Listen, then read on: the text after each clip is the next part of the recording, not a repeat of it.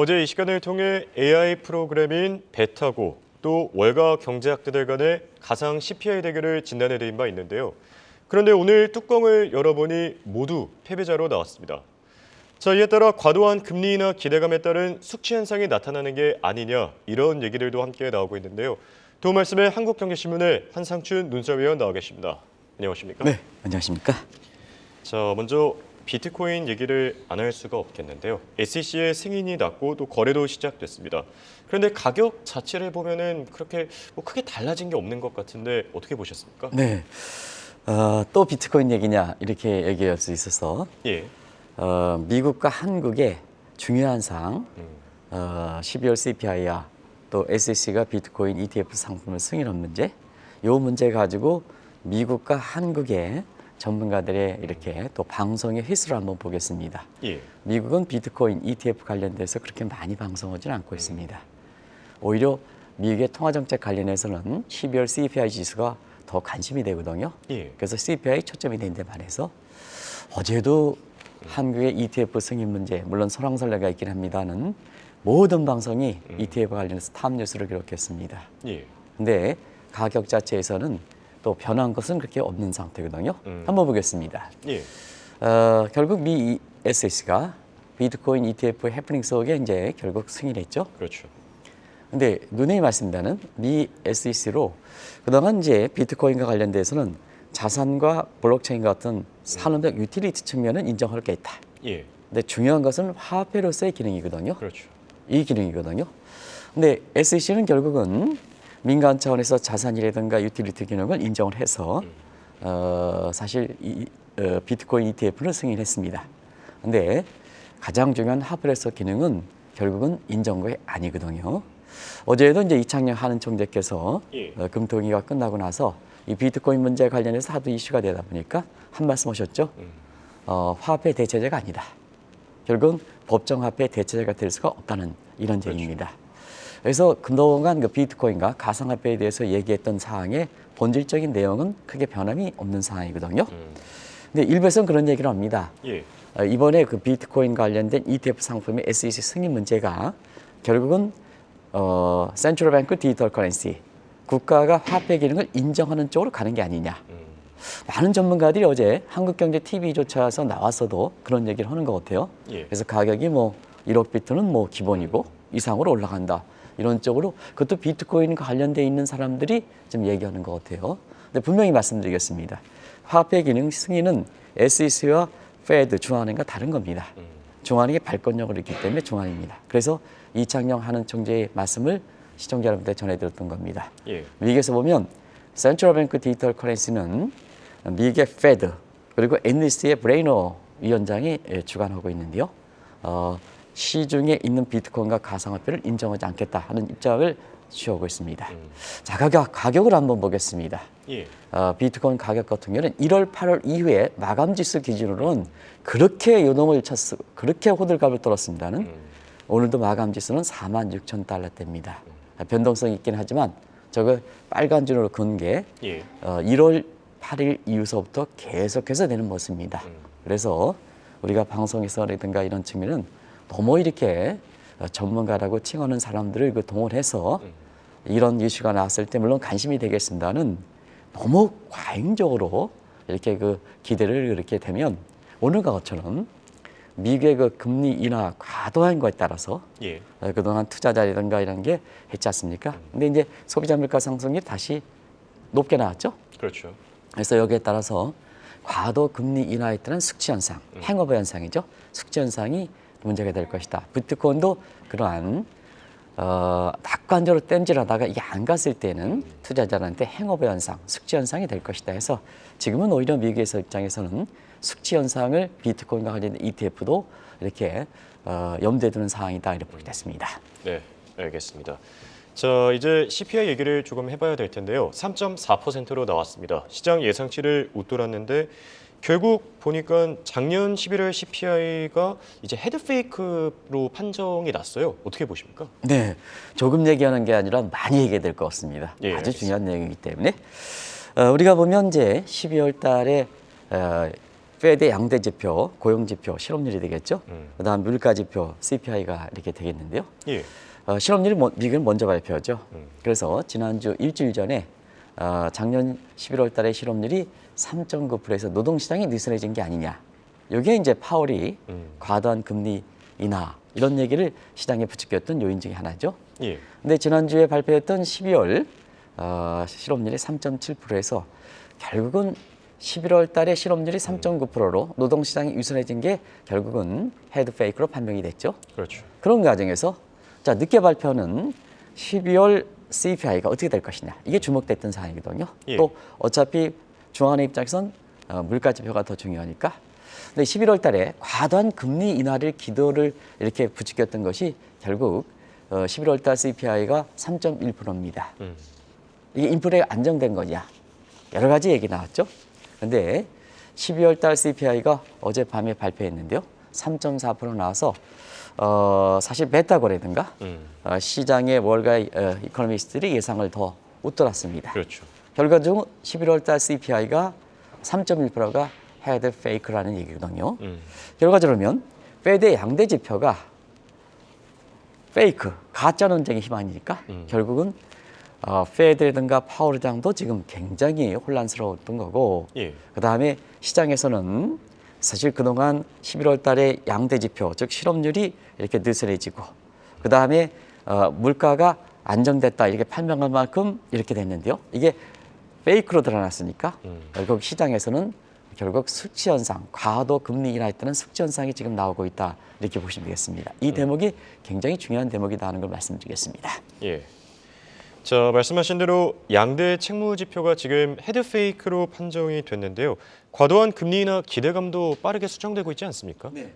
12월 점도표 나왔죠. 예. 12월 점도표에서 중립금리, 저는 뭐 최저금리라는 표현을 쓰는데요.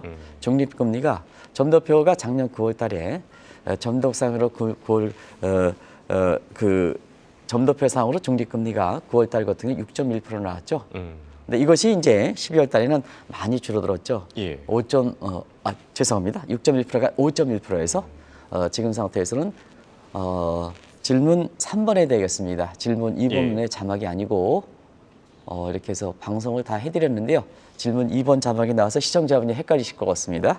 질문 3번 제목이 되겠습니다. 예. 질문 3번 제목에 대해서 줄을 좀 달아주시기 바랍니다. 여기 이제 되죠. 그래서 9월 달에 그 점도표상에 요거 수치가 좀 다소 좀 예. 수정해야 될 것 같습니다. 그래서 그 12월 달 중립금리가 4.6%로 이렇게 나왔는데요. 사실 이렇게 나오다 보니까 결과적으로 지금의 5.5% 기준금리가 상단인데 4.6% 나오면 어떻게 되겠습니까? 약 4차례 정도 내려야 된다. 그렇죠. 그러다 보니까 금리 인하 시기도 좀 앞당겨야 되지 않느냐. 근데 파월의 기자회견에서는 토익옷을 피벗을 더 강조했거든요. 그러다 보니까 뭐냐. 자, 12월 점도표 상으로는 3에서 4차례 정도 금리가 내는데 예. 파월이 이 기자회견에 따라서 과도하게 피벗을 기도했다 보니까 경우에 따라서는 6차례 정도, 6차례 정도도 그렇죠. 가능하지 않느냐. 이게 이제 시장의 과도한 금리 인하에 대한 기대를 부추겨서 그것이 증시든 채권 시장이든 달러 가치든 다 이렇게 영향을 지금까지 왔던 상황이거든요. 예. 근데 12월에 양대 지표가 실업률이 좀 이렇게 낮게 나왔습니다. 실업률이 낮게 나왔다는 것은 노동시장이 다시 타이트해졌다는 얘기거든요. 그다음에 12월 소비자 물가가 3.1에서 3.4% 높게 나왔습니다. 결과적으로 과도한 금리 인하 기대했다는 시장의 움직임이 그것이 주식, 채권, 부동산 다 이런 부분이 교정이 돼야 되겠죠. 그렇죠. 교정이 되겠죠. 그래서 지금 상태에서는 자 그래서 이번에 양대 지표가 이렇게 발표되고 나서 예. 헤드 페이크가 돼서 3월에 FOMC 금리 인하 확률이 어떻게 될 것이냐. 과거에는 96%까지 됐었습니다. 그렇죠. 근데 최근에는 60%까지 떨어지는 양상이다. 그러면 시장은 과다 금리 인하에 따라서 이것을 시정할 수밖에 없는 상황이 된다. 이렇게 보시면 됐습니다. 예. 자, 과도한 금리 인하에 따른 숙지 현상은 아무래도 채권 시장에 가장 먼저 반영될 것 같은데요. 실제로 올해 들어서 미국의 국채 금리 높은 변동성을 나타내면서 지금 뭐 10년물 같은 경우에는 4% 수준에서 거래되고 있지 않습니까? 네, 과다한 금리 인하에 따라서 숙지 현상은 예. 가장 먼저 시장에 미국 국채 시장부터 나타나겠죠. 예. 그런 과정에서 10년물의 숙지 현상, 이 숙지 현상이 어떻게 나타나느냐 하는 것을 작년 10월 이후서부터 한번 보겠습니다. 예. 작년 10월에는 뭐냐면 채권 자경단과 공매도 매각 청산 간에 아주 대결이 있었던 때입니다. 통화정책 앞나라에서는 굉장히 아주 방향성을 갖지 못했던 이때가 되겠죠. 예. 작년 10월에 미국 10년물 금리가 5%였습니다. 그렇죠. 이게 작년 말에 3.7%까지 떨어졌습니다.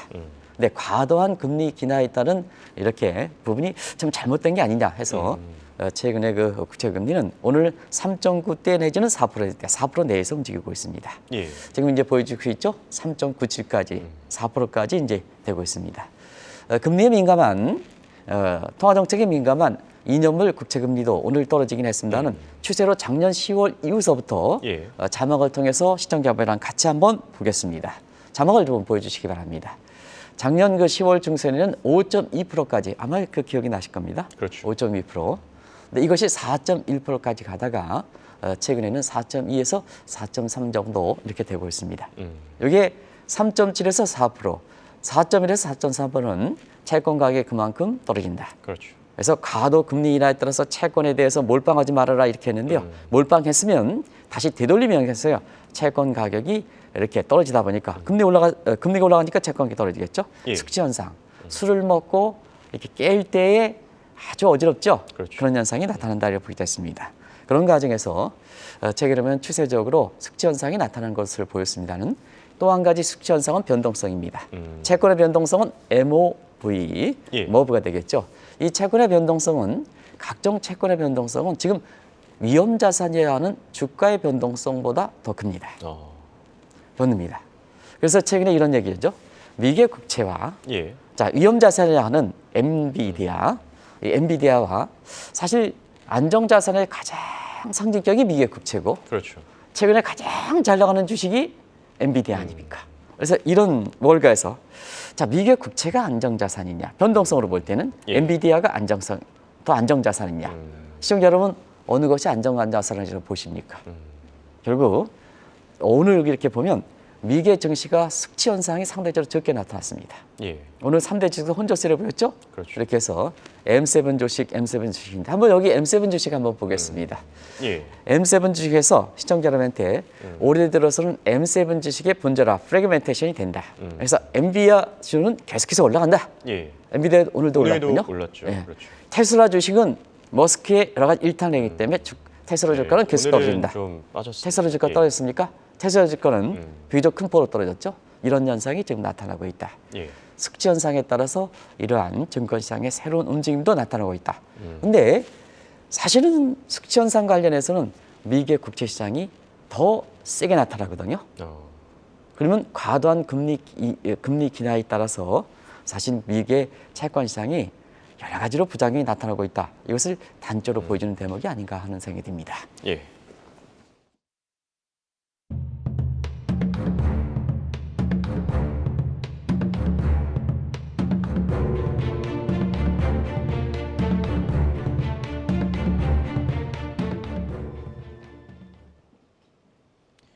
여기에 또 신흥국들도 최근에 미국 국채 시장에서 나타나는 숙취 현상에 베팅하는 움직임이 나타나고 있다고 하는데요. 자, 이 부분은 어떻게 보십니까? 네, 지금 작년 10월 이후에 작년 말까지 금리가 떨어졌지 않습니까? 예. 다시 올라간다면 이때 금리가 낮을 때 기회를 잡아야죠. 그래서 신흥국들이 뭐냐? 향후에 숙취 현상이 나타나는 것을 대비해서 지금 금리가 좀 상대적으로 낮을 때 이때 국채 발행을 해외에서 채권 발행을 집중시키는 거죠. 이게 이제 숙지 현상에 따라서 베팅인데요. 다 그러느냐 하면 지금 신흥국은 사실 국가 신용도에 따라서 완전히 디커플링, 취약 신흥국과 그다음에 우량 신흥국으로 나눠져 있습니다. 이게인데요. 지금 취약 신흥국들은 지금 국제 기체 시장에서 채권을 발행해서 돈을 조달하는 것을 국제 기체 시장이라고 하는데요. 완전히 격리돼 있습니다. 완전히 격리돼 있습니다. 그래서 신흥국이라 얘기해서 통합해서 신흥국이라고 하면 잘못됐다. 그래서 취약 신흥국은 국제 기체 시장에서 완전히 내몰려서 작년에도 우리가 스리랑카, 파키스탄 이런 국가들이 디폴트가 몰렸죠. 특히 중국의 1대1로 해서 구제금융 준다 해서 고립되니까 완전히 몰렸죠. 1대1로 계획이 그래서 차질을 빚는 거죠.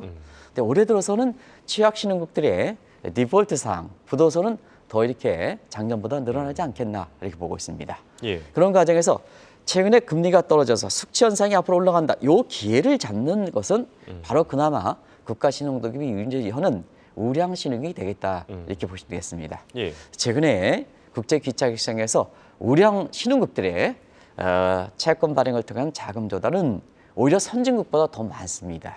통계가 잡히는 올해 들어서 거래일 기준 휴일을 이렇게 생각한다면 약 8일까지 통계가 되겠는데요. 32조 원이 발행했습니다. 이 발행 물량은 자 코로나에서 특별한 요인을 제외한 2020년 4월에 4천억보다 더 높은 증가세입니다. 얼마나 많이 증가하겠습니까? 근데 두 가지 요인이 있지 않냐 생각합니다. 실수요적인 측면은 IIF 국제금융협회에서는 리먼 사태 때 신흥국들이 제로금리를 이용해서 국제기차시장에서 사실 자금 조달이 많이 한 상태거든요. 그것이 만기가 도래오고 있죠. 지금 만기가 속속 도래오고 있죠. 그래서 2025년까지 신흥국들이 자 만기 도래에 따라서 이렇게 갚아야 될 이 물량이 매년 4천억입니다. 올해는 집중 도래하고 있습니다. 올해는 평균적으로는 4천억 달러지만 올해는 한 5,500억 달러 됩니다. 그래서 실수요적인 측면에서 이게 금리가 좀 떨어졌을 때 앞으로 금리가 올라가면 또 기체 시장에서 조달 여건이 악화되니까 예. 금리가 작년 말 연초에 떨어졌을 때 이렇게 뭐냐 사실 이거 자금 조달했던 거거든요. 그래서 신흥국들의 자금 조달도 질적으로는 측면에서 보면 그렇게 바람직스럽지는 않다. 질적으로 봐요. 과거 10년 전에 들어왔던 것을 집중적으로 도래한 상태에서 우리나라도 지금 만기가 도래하는 게 홍콩 ELS 팍팍 터지죠. 예. 그다음에 나중에 말씀드리겠습니다. 2018년에 우리나라가 해외 부동산 투자 감독 단계 규제도 없이 그냥 해서 마치 해외 부동산 투자했으면 잘했던 것처럼 그 해외 부동산 투자 관련된 사람들이 뭐냐 이렇게 높은 연봉을 받았습니다는 그거 다 철회해야 됩니다. 홍콩 ELS 전부 터지고 있지 않습니까? 그렇죠. 누가 고충? 투자자들이 고객들이 고충. 해외 부동산 투자 전부 지금 직격탄을 맞고 있지 않습니까? 해외 부동산에 관련된 투자 이렇게 고객들이 이렇게 되는 이런 상태거든요. 그렇죠. 이런 만기 도래에 따라서 신흥국의 만기 도래에 따라서 자금 조달하는 측면이기 때문에 액면 그대로 이것이 자금 조달하면 국가 신용도급이 좋아서 그것에서 이 기회를 활용하는 거다. 그렇지는 않다는 것을 말씀드리겠습니다. 예. 그리고 달러 얘기를 빼놓을 수가 없겠죠. 국채 금리 시장뿐만 아니라 지금 달러의 가치도 급격하게 변하고 있지 않습니까? 네, 앞서 작년 10월 이후서부터 10년물 기준금리에 대해서 말씀드린 적이 있습니다. 다시 한번 자막을 통해서 김채연 PD께서 보여주실 겁니다. 예. 10년물 금리 이렇게 보면 작년에 사실 10년물가 5%에서 작년 말에 이것이 3.7%가 떨어지다 보니까 또 올해 과도하게 미국의 금리가 떨어진다 하다 보니까 예. 사실 달러 가치가 달러 인덱스가 80까지 붕괴될 것이다. 이렇게 예상한 사람 많습니다. 예. 본격적으로 달러 약세 시대가 올 것이다. 그리고 엔달러 환율도 125엔까지 떨어질 것이다. 그리고 원달러 환도 1,200원까지 떨어질 것이다. 자막은 좀 빨리 가는 것 같습니다. 그래서 이렇게까지 나왔습니다. 그렇죠. 이게 미국의 과도 금리 인하에 따른 달러 가치, 엔달러 환율, 원달러 환율입니다. 전망치입니다. 그런데 최근에 미국의 국채 금리가 다시 올라가지 않습니까? 숙취 현상이 나타나지 그렇죠. 않습니까? 예. 지금 달러 인덱스도 일지를 보여주고 있습니다는 달러 인덱스를 한번 미국의 10년물 국채 금리에 따라서 추세적으로 자막을 통해서 같이 한번 보겠습니다. 작년 10월 중순에 달러 인덱스가 106대까지 갔습니다. 그렇죠. 예. 아마 기억이 나실 겁니다. 그런데 올해 연초에는 100대까지 떨어졌습니다. 예. 이게 100이 붕괴되는 거냐? 이때에 달러 인덱스가 하반기 들어서는 80까지 떨어질 것이다. 이렇게 나왔습니다. 그런데 최근에서는 숙지 현상 때문에 그렇죠. 102대까지 가고 있습니다. 이렇게 되거든요. 자, 이 중에서 지금 엔달러 환율이 막 141엔까지 가고 이것이 125엔까지 간다 하니까 다시 엔화 투자하십시오. 엔화 투자해서 은행 PB라든가 증권사 PB들이 하면 엔화를 다시 매입을 강요했습니다. 예. 근데 이 방송을 통해서는 일본이 통화 정책을 변경하기 어렵다 하는 그렇죠. 측면에서 엔화 투자에 대해서 신중을 기울 것을 누누이 말씀드렸습니다. 아마 시청자분이 김채연 PD께서 엔달러 환율을 보여주시겠습니다는 오늘 엔달러 환율이 145엔대, 145엔까지 가고 장중에는 146엔대에서 결과적으로는 엔화의 되돌림 현상이 나타나고 있습니다. 그러면 141엔대 가서 엔화가 강세다, 125엔 간다, 엔화를 사십시오. 이런 사람들은 엔달러 환율이 145엔 가는 상태에서 결과적으로는 숙지 현상 때문에 굉장히 엔화 투자자들이 손실을 많이 빚을 겁니다. 예. 이게 지금 달러 문제거든요. 근데 최근에 이렇게 달러 인덱스라든가 그다음에 엔달러 환율 상황에서 다시 올라가다 보니까 1년 전에 킹 달러, 갓 달러 얘기가 다시 도래되는 게 아니냐. 근데 이거는 잘못된 표현이다. 왜냐하면 유럽이 지금 상당히 안 좋은 상태거든요. 예. 그러면 달러 인덱스상에 있잖아요. 달러 인덱스상에 유로 비중이 58%지 않습니까? 그렇죠. 그럼 미국의 가다 금리에 따라서 달러 약세가 되는 이 측면만 보시면 안 되죠. 달러 인덱스의 58%를 지탱하고 있는 그렇죠. 유럽이 안 되지 보니까 유럽이 약세니까 달러 인덱스는 과다한 금리 인하에 따라서 달러 약세가 된데도 유럽이 안 좋게 되에 따른 유로 약세에 따라서 달러 인덱스를 받쳐주는 측면이 있죠. 예. 올해 외환시장은 자 숙제 현상도 나타난 것도 잘못 못 보고 있습니다는 너무 미국의 과도한 금리 인하를 생각해서 달러 가치를 이게 전망한다는 얘기입니다. 그건 잘못되어 있다. 교환분일이기 때문에 왜 미국만 보십니까? 그렇죠. 유럽도 보고 한국도 보고 중국도 봐야 되지 않습니까? 그런 과정에서 지금 달러 인덱스라든가 엔달러니 되돌림 현상, 원달러 환율도 되돌림 현상이 되고 있다. 이 측면이 지금의 숙제 현상이다. 이렇게 볼 수 있습니다. 네. 자, 이렇게 오늘은 과도한 금리 인하에 따른 숙취 현상을 짚어보고 있는데요. 미국 국채 금리가 다시 오른다면 가장 무서운 곳, 앞서 얘기해 주신 이 상업용 부동산이 되지 않겠습니까? 네, 시중 금리가 다시 올라가면 사실 상업용 부동산 이 문제는 직격탄을 맞겠죠. 그렇죠. 그런 측면에서 제니 옐런 장관이 미국의 경제 컨트롤 타하고 미국 경제에 대해서 가장 잘 본다 하시는 분이 미국은 전체적으로 연착륙은 가능하다. 연착륙은 가능하다. 근데 상업용 부동산의 부실 문제는 연일 경고하고 있습니다.